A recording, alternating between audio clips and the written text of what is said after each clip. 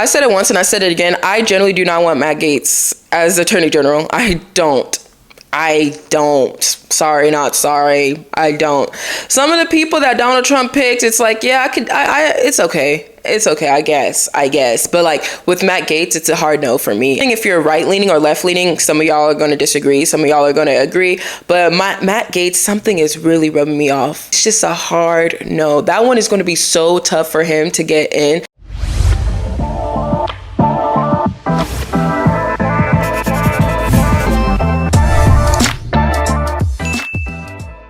Before we begin today's video, make sure you like, comment, subscribe, turn on post notifications so you're notified whenever I post a new video. Follow me on my social media as we're on the road to 100,000 subscribers because we can do all things through Christ who strengthens us. Can I get an amen?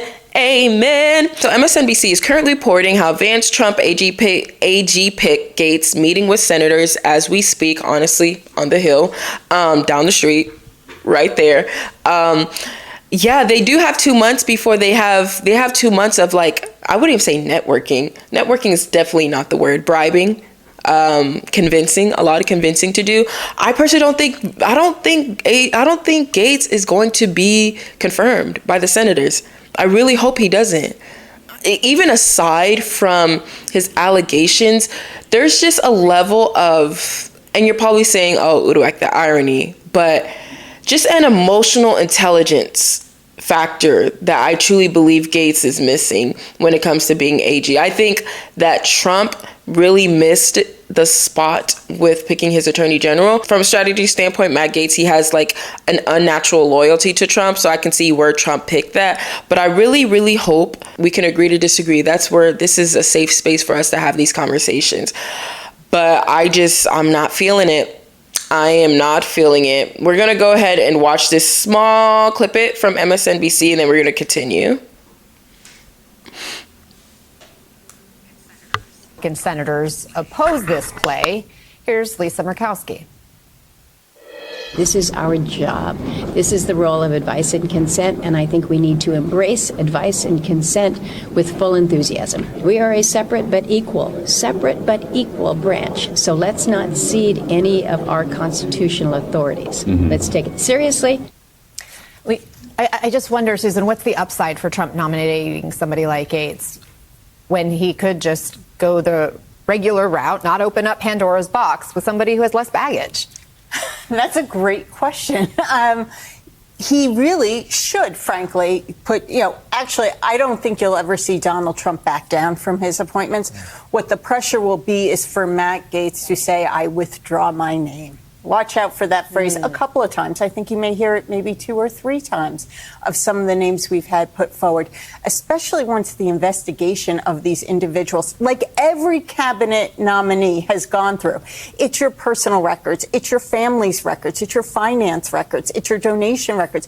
This is a very in-depth background check that people go through, and the committee members will have that information. So I suspect as things fall out that you're going to see a couple of people maybe not being able to handle it.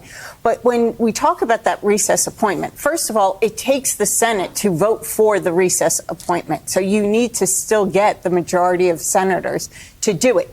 Unless, and I think this is what Stephen Millen was talking about, was the president declares the House and the Senate in recess.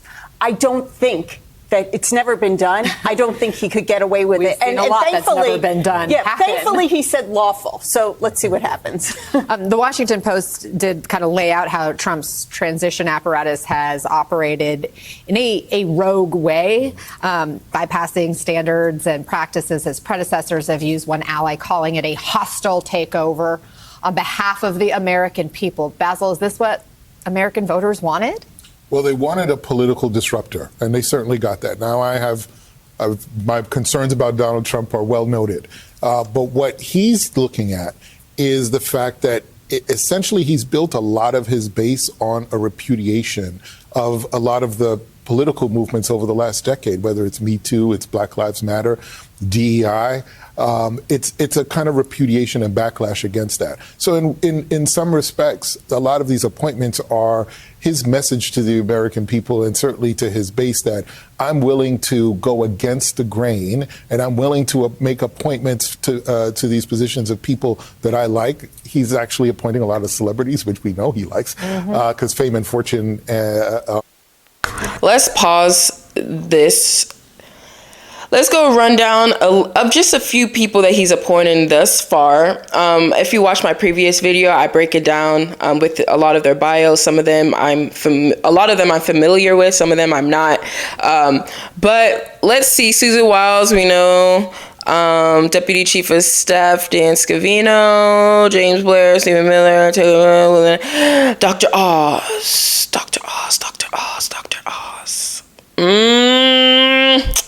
He's going to be over CMS.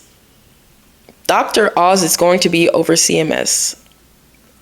Do what you will with that information. Do what you will.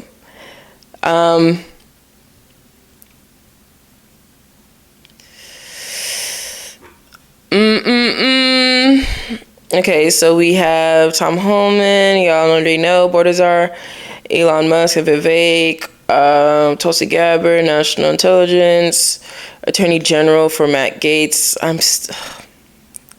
My stomach sinks every time I see that. Y'all think I'm being dramatic. I'm so serious. Robert F. Kennedy Jr. for HHS. That's going to be interesting.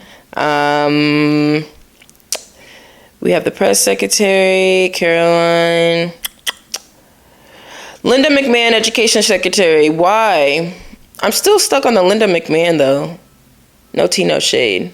I'm looking at his picks, and I'm just like, why didn't he pick, black people? Honestly and truly, where's the black folks? Not that I'm here trying to defend like Tim Scott or Byron Donalds or whatnot, but I'm just like, some of these people who played a big role during your campaign and you didn't even offer them a seat at your cabinet. Well, I can't say he didn't offer. Maybe he offered and they denied, which the likelihood of that happening is very slim to none. But what about these? And it's kind of like, haha, joke's on you, because it's like they put themselves in the rim of fire, like defending Donald Trump just for them not to get offered a seat in the cabinet. Like, there's no type of seasoning. But are we surprised?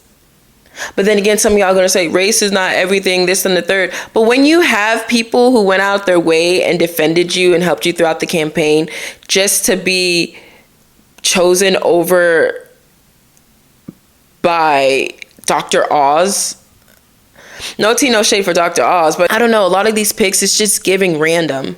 It's giving random, to say the least. So this Matt Gaetz stuff, it's actually really taking a toll. It's taking a lot of time. It's taking a lot of media coverage, because I'm pretty sure a lot of senators are not happy with the pick too. Like, there's a reason why a lot of right-leaning senators aren't too confident with that pick. There's some things that you can't really explain, but there's some things that's within your gut that you're just like, I don't think that is a right choice.